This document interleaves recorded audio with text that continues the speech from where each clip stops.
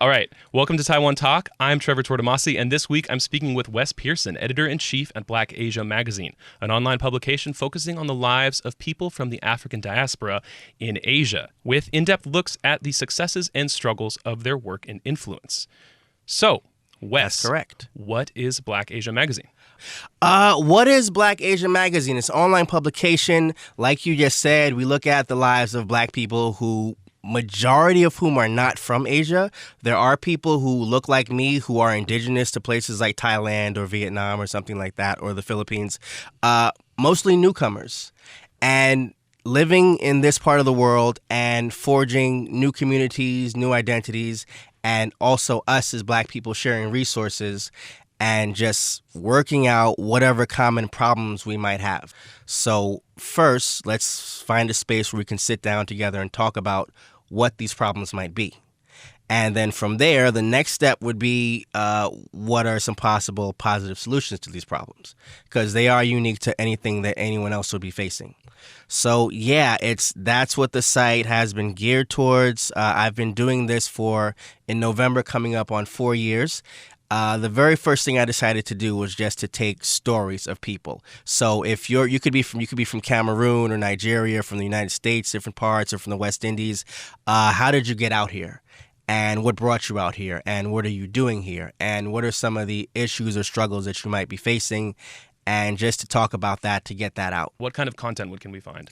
Okay, so content, I focus on about three things. I focus on vlogs, video content, video interviews, maybe entertainment pieces where someone's doing a music video. You might discover the next musical trend out here, something like that. Written pieces, essays, compositions, where someone might write about their opinion pieces or how they feel moving to this country or living in that country. And the third thing would be podcasts. It's something that you could possibly write, but it also works a lot better if you record this and have someone listen. Maybe a 800-word essay would sound a lot better as a 2-minute podcast about different topics, about finance, about buying land, about business, about certain cultural phenomena, things like that. These are the things that I put up on the site. To go a little bit further in depth, the site has 4 sections to it. It has a section called Your Stories, which is just something like what we're doing right now. I sit down and do a person-to-person interview with someone who has probably lived in Asia for a long time and discuss what their experiences have been and mainly focus on how they feel about being a Black person here living in Asia. The second section would be Blackonomics, business, finance. If you are a business owner, what are some of the things you had to go through to establish your business? What kind of business, what kind of company do you have here? How is doing business here different from anywhere else? Things like that. How is the economic or financial climate in the place where you're living? Also, the legal hoops you might have to get, like cards and visas and licenses. The kind of visa you need to specifically be working, doing business there. If someone who's not Black can look at this, it's in the public space, can look at this and find something that helps them, then fantastic, wonderful, that's great.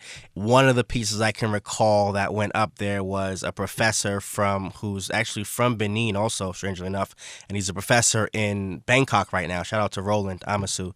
And he wrote a piece about the origins of salsa dancing coming from Benin. So ideas like that, ideas that thinkers like maybe the civil rights movement, the Black Power movement, the Marcus Garvey's movement, the Negritude movement, things like that. So we can kind of gauge where we came from and then look at where we are now and then from there decide where we're going. That's pretty much the reason why the site exists in a few words. So then there's the 4th section is called What's Hot, which is arts and entertainment and culture. So people I know who are doing music, people who are performers in clubs out here, most of the music I've seen is Western music, rap, singing, R&B. I haven't seen any new trends yet, but I'm hoping to pick up on some new trends from in the past how many years? Almost 4. Almost 4, okay. What are you hoping that people will learn from Black Asia Magazine, will take away from this? Okay, so internally and externally. Let me talk about internally first. what I'm hoping to do is that going towards the future, if we can form a common identity and get some common ideas as the foundation of these communities out here, we can at least set a trend for black people in other parts of the world to say, look, those black people out there, they can work together and they can agree and come together and have some kind of unity amongst themselves and be more successful in that. So that's internally. Externally, you have what I like to call, it's almost like the Big Bang right now. You have all these situations in Asia where you have people coming, you have people going, you have almost like a lot of chaos. It's not as chaotic as it was when I first arrived in Asia in 2005.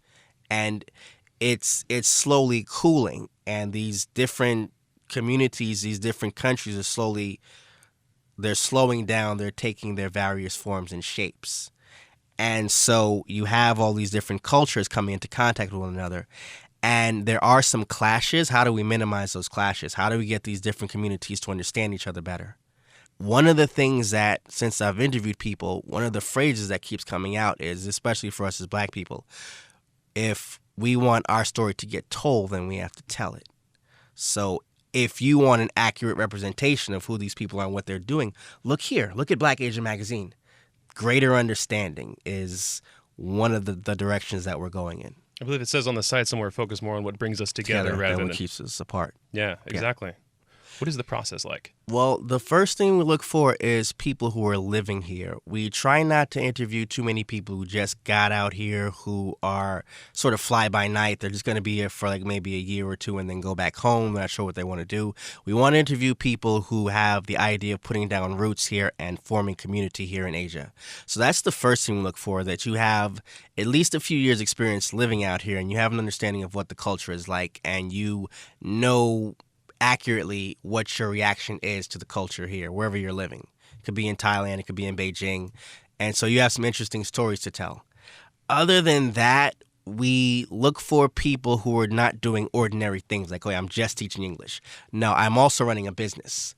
I'm also trying to open a dance studio. I'm also doing something that's a little bit out of the ordinary from what other people are doing. So those are the basic criteria. People who have a few years in country and people who are doing something a bit extraordinary. And there are no shortage of these people, in fact. That's how I feel with interviewing too. When I first sat down, I was like, I have 4 great ideas or something. You were one of the first people who came to mind. Thank you. Then after like a couple weeks, I was suddenly like, I only have these 4 people. But then I sat down and I started thinking about how many people are influencing around Taipei, Taiwan. Who's up to stuff that they're trying to do something special for the international community or the Taiwanese community. Right. And I started realizing like there's so many. So I'm sure there's an unlimited number of stories you can tell. Yeah. Are there 1 or 2 stories that you felt most connected to in your time writing this for this magazine editing?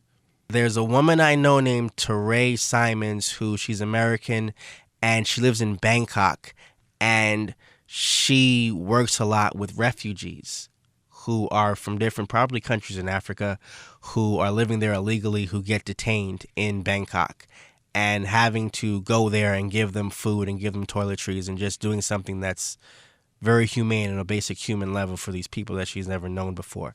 If I had to pick out one interview that really touched me for someone who's doing something very positive and very good, it would probably be that one. Yeah. And the mission of the magazine being this strong and clear, what do you think? How has the approach to this mission changed over time? How has it changed? I've learned more about lighting, more about video editing, more about audio recording, things like that. More about what software to use to edit videos, to edit audio files. Same here, man. It's the same boat. Yeah, it's a learning curve. At first, I hated the editing stuff where I tried to have someone else do it for me, which gets to be expensive. But you just end up having to do it yourself. Then you see one thing and you're like, I would have done that differently. Then you start doing it, and then it's all downhill from there. How has the questions that I ask have evolved? Whereas before I started out with a set of like 10 very basic questions, and it would just be like, tell me a little about your background and how'd you come out to be out here. I ask questions that are more specific to that person and try to learn a little bit more about that person now. And whereas before I just had a need to do an interview from a purely journalistic standpoint, what I have come to do is when I'm doing an interview, look at that person and try to see every person has a message that they want to speak out into the world that they have to say. So I try to look at that person and see, what is this person trying to say? What are they telling me? And then capture that and write that down on paper. And so now when I approach interviews, there are the questions, but I try to ask questions which draw that out. What about you? Where are you from originally? Queens, New York. I was actually born in Brooklyn. I never lived in Brooklyn. I'm from St. Albans, Queens, Southeast Queens. And how did you end up in Asia? Let's see. I finished from SUNY Buffalo in my university was upstate New York, and I finished there in 2003. And somehow this idea popped into my head that you can travel abroad as an English teacher. And I found a place in Barcelona, Spain, where I can get my TEFL certificate. And I was in Barcelona for about 2 months. I learned Spanish in school. So I said I can go there and learn Spanish a little bit more, practice my Spanish, maybe get a job in Europe also. No jobs in Europe came through. And I was there, for about another 2 or 3 weeks. And I said, all right, I can go home or I can get a job in Asia where they're always hiring, or at least that's what I was told. So I applied first to Japan. I wanted to go to Japan.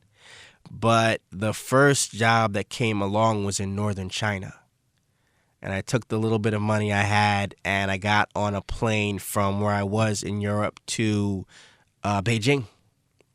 And I had never been to Asia before. I think it was January 15, 2005. And I landed in Beijing. And the recruiter picked me up and took me across Beijing into the train station to their apartment, which was in Shijiazhuang, which is the capital of Hebei province. Wow. And I was there. It was a complete, everyone says I looked like a deer in headlights because it was a complete shock. What brought you to Taiwan after China? Not after China. Oh my God, that was in 2005. Just very briefly, I was in China. I ended up moving from northern China. Actually, the recruiter took me into his office and he said, look, Wes, I'm very sorry, but no one wants to hire a black guy as a teacher. And I was just like, why do you? That's up to you, but why did you even bring me here? And I rejected the job he gave me. I got a job in southern China. I found the job myself on the internet. And I took, the recruiter was a Welsh guy, very nice guy, Gareth Evans. And he said, Was he very nice, though? No, the recruiter in the South, the new job I got. Not the old one. The first job I got, he was a guy who was from Hebei, I guess. He was from right there. So I got a new job, and the guy, he knew I was leaving my old school and coming to a new school. He's like, look, this is what you got to do. Go over from where you are, take the train over to Beijing. From Beijing, go down to Guangzhou City. And then from Guangzhou, jump over to Shenzhen. And I had to get an English to Chinese dictionary and figure out how to say, 我要一票到北京, 到广州, 到深圳. And I had to figure it out. And I was like, how many piao is that? That's 3. And how many hours was that? 27. Whoa. 27-hour train ride from Shijiazhuang down to Shenzhen. And when I got out of the gates, I left the train station. This guy Gareth was waiting right there for me, like, yeah, you're here now. You're good. But I was terrified that I might get off at the wrong stop and just be stuck in the middle of a field somewhere. But I actually got down there. So I was in southern China for 2.5 years. And I was in a city where it's in Guangdong province where most people speak Cantonese. But Shenzhen is an immigrant city. Most people there are from different parts of China, so everyone used Mandarin. So I had a chance to practice my Mandarin more when I was there. And I taught English, did a little bit of import-export at the jeans market, electronic markets, helped my friends with some trading while I was there. I went back home. I taught in the Netherlands for almost a year. I went back home. I taught in South Korea for almost a year. And then so after that, I was home for about 3 years, got into a couple of different businesses. And then I went back to Beijing to study. After I was in Beijing, I lived in Vietnam for almost a year. And then I lived in Japan for almost a year. Yeah, coming from Japan and wanting a place where I have more disposable income, more freedom, and a better standard of living. That's why I chose to come to Taiwan. And also, it's in the middle of Asia. So if I'm it is traveler, sort of like a little hub, a little island hub of. Philippines is right there, Vietnam, China, Japan. Yeah, everything's there. So it's a great location. Here's something I'm very curious about. Do you feel more pressure as a foreigner in Asia to make a good impression? And is that a struggle or a privilege? And I feel like it might be both because I've definitely felt both sides of that coin before too, but I imagine it must be different. Uniquely being a black foreigner, I have to say that. It's like the impression is that this guy's coming in here to cause trouble. I run into that more often than not. And it's just like if I go into a store or a shop to buy something, I would expect the clerk to do their job, but they're acting like, okay, I can't really show weakness around this person or he might try to start a problem with me. And I'm contending with that image a lot. And it becomes a weird debacle of what do you do about that. It's just like there's something wrong if you automatically see that when you look at me. There's something wrong with your perception. And then on top of that, do I go out of my way to make this person feel comfortable with me? Or do I just ignore it? Or do I get upset? Right. It's wrong that they feel that way, but it's also not your responsibility to offset some sort of imbalance they start with. So. Or is it? These are the questions. These are the questions that come about. Like, if you live in this society, and it's just like you have to do something to get along better in society from day to day. But how far does that go? Do I have to bend over backwards to make you feel like you're not afraid of me, or do I just say that's how you feel? That's your problem. It has nothing to do with me. Neither of us are in America now, obviously, right. But it does seem that America's actions have flavored the lives of people from the African diaspora all across the world. Right. What does it mean for people of color in an international context? Okay, talking about Black Lives Matter specifically, the goals of this movement are noble, are progressive, and end to police violence and police corruption in different American cities. I understand that Black Lives Matter, the movement itself, has a program with, I think, 10 points that they want the cities in America to adopt, to implement. And it's been proven that when they implement these points, violence from the police department drops down to like almost zero. So it makes perfect sense. There's a lot of other things that have become associated with the Black Lives Matter movement, like violence and hooliganism. And I think that there are people who show up who do that, who are not connected to the Black Lives Matter movement. What I have seen, especially when the protests were going on, is like the protests were happening in Taiwan in July, I believe. And they were happening all over Asia. And Black Asia Magazine covered most of it. I think the protests in different parts of Japan, in Korea, here in Taiwan. In Southeast Asia, there's a legality issue with peaceably assembling and protesting. They don't really have a movement there. But here, the sentiment was what I saw from looking in the faces of Taiwanese people is like there was one, you might bring the virus here because you're coming together in large numbers. Two, we watch TV and we see riots and we don't really understand it. But we know that this is coming from a place of anger, and there's the question of will you bring that anger and those riots here? That's part of it. The other part of it is we have this movement. If you understand it, or if you're trying to understand it, you understand that these people are trying to do something that's just, and it doesn't apply to just them. It applies to all of humanity. So for people who are scratching the surface, they're looking at it like that and looking at it like black people are leading this protest movement to fix ills in society. So there's these two sides to it. Okay, so finally, are there any sort of extra credits or special thanks you'd like to give out to the community? Again, not asking you to play favorites, but there's the opportunity. Let me shout out the people who have, since I've started this, worked with me in producing content. There are too many people who have given interviews for me to enumerate while I'm here, but Garrett Harper in Korea, Roya Arlisu, who just started working with us in Korea, Tandy Moyo, who's in Hong Kong. Who else would I should? Taryn Lua, who's a fantastic social media coordinator and brilliant video editor. She's from South Africa. She's here in Taipei. Lamar Murray, who's also somewhere in Taiwan right now. I think you know Lamar. Who else? Let me see. Roland Amasu, who's in Bangkok, and Jawanza Hobson, who's in Vietnam. All these people have contributed. Kingsley. I forgot Kingsley's last name, but Kingsley's my web designer. I talk to him all the time. Because Kingsley's such a good first name. Exactly. That's the name of the king right there. Brittany Edwards, who's, I believe, in Chicago right now. And I think that's Shanette. I forgot Shanette's last name, but she should be somewhere in southern China right now. And those are all the people I can think of right now who've contributed content to the blog, to the website, to enhance it, to make it better, to make it a better experience for viewers and listeners. So thank you to these people very much for sharing with me what I want to do in this vision. And everyone else who's given me an interview. For a lot. And thank you to you for being such an amazing talker, for coming into ICRT. And if you want more info on Black Asia Magazine, you can go to blackasiamagazine.com. Anything else you'd like to say? The YouTube channel is called Black Asia Magazine, Asia, ASIAMAGAZINE, one word. That's the YouTube channel. And yeah, Facebook, check out our Facebook page, social Instagram. Donate. We have a donate button. This has all been coming from my pocket mostly, but it helps us to produce more and better content. And that's it. Please support. Please support. Yeah. Black Asia Magazine, guys. Thank you very much for listening to Taiwan Talk. See you next time.